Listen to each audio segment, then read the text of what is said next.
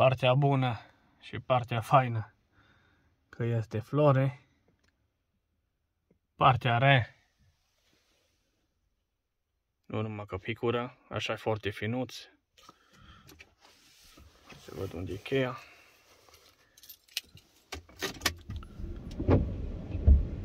Așa. Deci, puțin, foarte fin. Picură. Nu știu cum să fac să se vadă. În fine. Souvent légiféré quand on... Dar, doar 6 grade. Deci avem parte bună, că este flore. Cât vezi cu ochii. Și galbenă, și albă. Ia uite.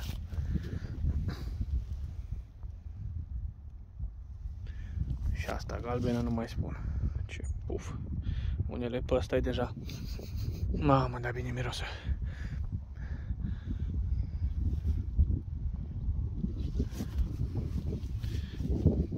Și mov, văd, mama mia. Ce culori faine. Și mov și roz. Ia uite.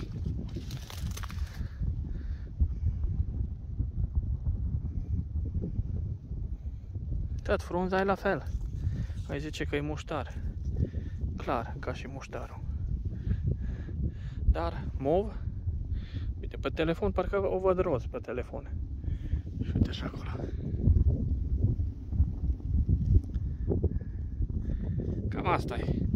Partea bună cu partea rea. Hai să vedem albinele. Normal, pe aici mi-e drumul. Se vede urma de rotă. Pe aici, așa. Și cu o rotă vin pe aici. Se vede. Unde e? Acolo. N-am nimic cu ăsta, am voie să-l calc, că e doar îngrășământ. Dar e foarte mole. Și atunci mă duc pe jos. Mașina o las acolo. E foarte mole terenul. Plouă. Și ieri o plouat toată ziua. Ia uite. Uite cum mă scufunde. În fine. Și atunci las mașina, uite acolo. Și o iau pe jos. Am pus ieri, fiind luni, un filmuleț cu avantaje și dezavantaje. Ăla l-am filmat, să mă gândesc, ăla l-am filmat vineri. Filmulețul ăla, cred că, dacă bine mi-amintesc. Sau joi, nici nu mai știu. Mamă, ce bine miroase. No, și de atunci n-am mai avut zbor, astăzi suntem marți. Ce incredibil de fain. Hai să vedem ce fac stupii noștri. Mi-am luat cizme. Iarba iudă. Să nu mă aud la picioare. Mai facem niște vizite. Aici. Când a venit prima ploaie, toamna, uitați până unde au adus apa și gunoaie, adică vegetale, nu gunoaie de plastic sau așa. Deci aici era apa, cred că până la păstă glezne, aici. Se vede cum, până unde au fost. Asta în septembrie sau în octombrie, nici nu mai știu. Da, stupii nu au fost afectați. Nu cred că au ajuns până la ei. Hai să vedem ce fac stupii. Mamă, și ce de găleți au aici. Păi trebuie să mă bag cu duba aici cumva. Trebuie să mă bag cu duba. Ia atât sau găleți aproape. Și bănuiesc că și gole. Trebuie să le iau jos. Da, e gole. Nu o să prevede. 6 grade.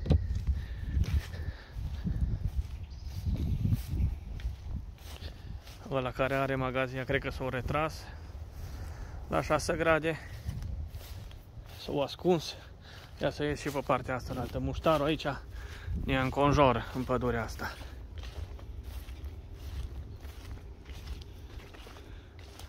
Ia uite-l. Deci când e vreme bună, așa, o zi pe săptămână sau câteva ore pe săptămână, voi până acolo, la casele alea, și aici nu-i văd capătul, probabil până la copacii aia în capăt unde se vede.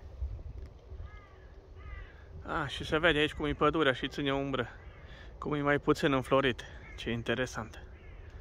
Vedeți de la pădure cum nu bate soarele pe el, ce mișto se vede. Da, asta e. Asta e. În alte locuri au înflorit mai repede și atunci albinele au profitat de pe el mult mai bine.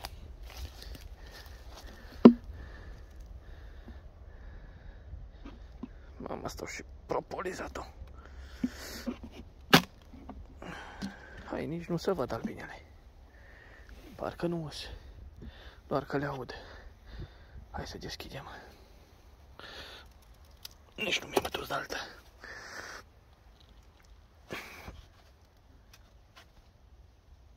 Hai de mine, nu m-am picat, las telefonul jos.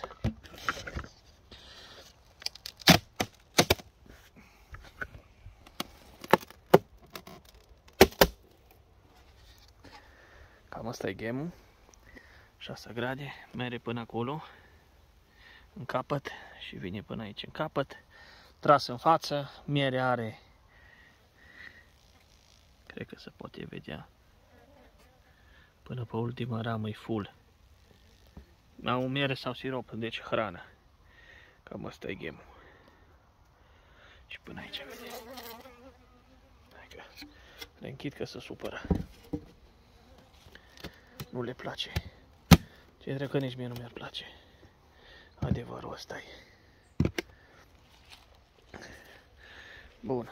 Și cum e ăsta care nu a avut nevoie de sirop, sau hai să le iau pe ăsta că e în margine, e mai ușor în margine. Nu știu cine și-a făcut aici treburile pe capacele mele. Ia, și acolo, și acolo, și acolo. Ori o pasăre care dorme noaptea pe aici prin copacii ăștia. Bun, hai să deschid și asta. Să vedem.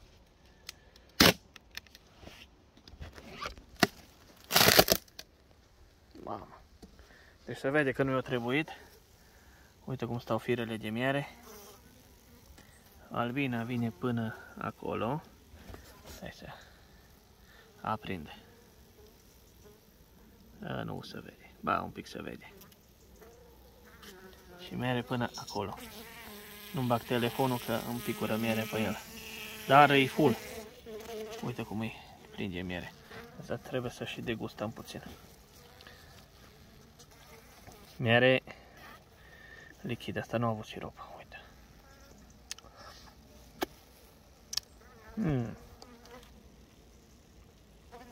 Mamma mia. Da, bună-i. Îmi pare rău.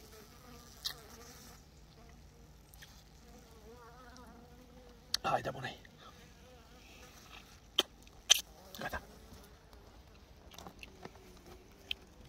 Cam așa se prezintă.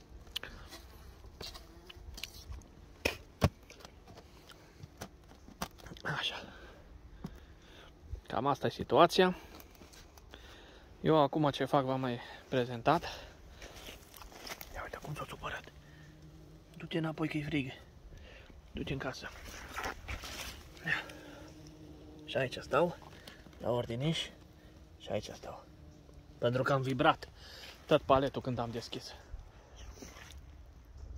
Și s-a supărat. No, acum eu le lipesc între ele și mai ne vedem la ianuarie sau la februarie. Uite, cine face caca? Asta clar e o pasăre. Cam asta e situația. Nu mai am ce să filmez.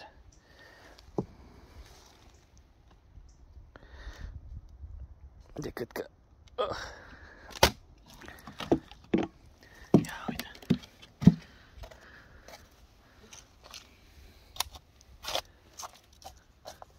Aici văd că ia ce sus stau.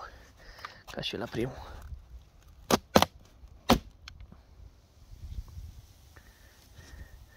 Cam ăsta e game-ul, dar să nu vă gândiți că n-are miere sau provizii, că îi...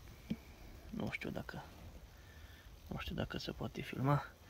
Rameles beton de miere. Dar nu reușesc eu să mă bag pe acolo cu filmatul mai... Nu știu dacă mai avem puiet. Nu știu. Nu-l deschid să mă uit, mai ales pe temperatura asta. Nu cred că ar fi corect și inspirat din partea mea să-l deschid. E frig. Adică frig. 6 grade. Da? Pentru unii pot e cald la 6 grade. Dacă mă compar cu alte zone. Dar aici e rece.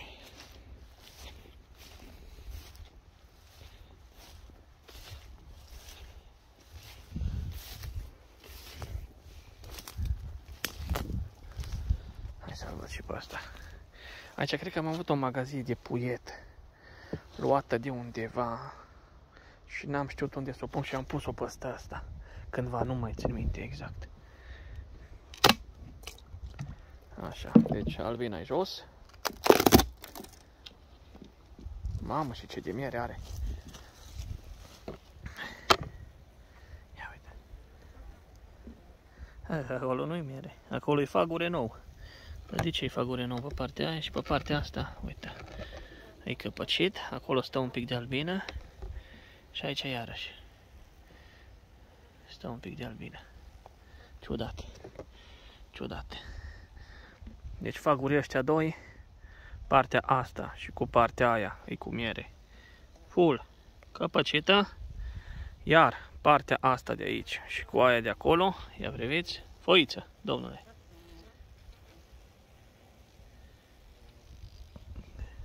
Nu știu exact ce-a fost aici, habar n-am. Dar în rest, astea la alte îi miere. Nu mă bag până jos, văd albinele de aici. Le văd pe acolo între rame. Uite că încep să se supere. Da? Și gata. Îi pun ăsta, capacul, care închide cam nu prea. Dar nu e o problemă. Nu e o problemă. Bate vântul și îl va usca.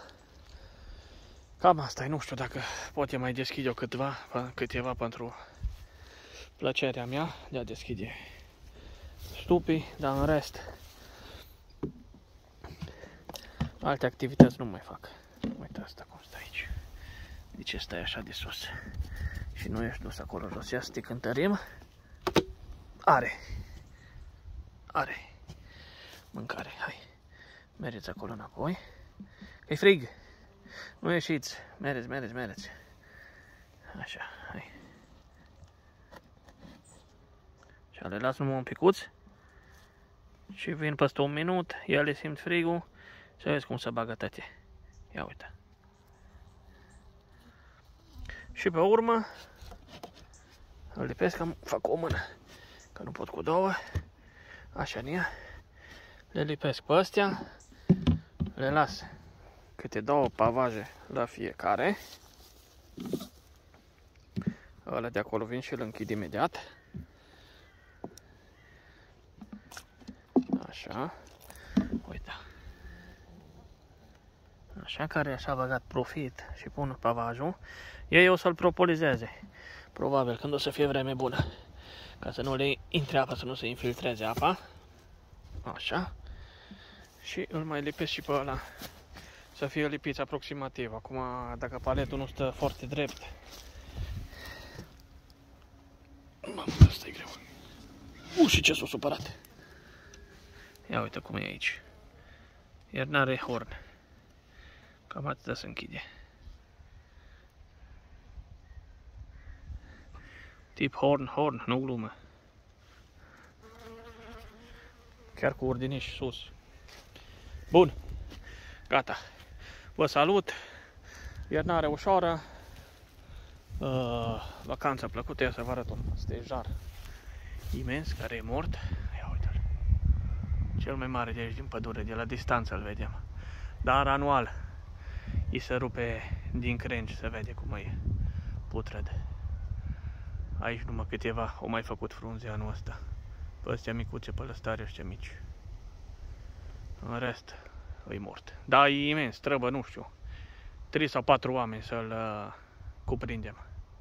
Îi mânca de iederă. Vă salut!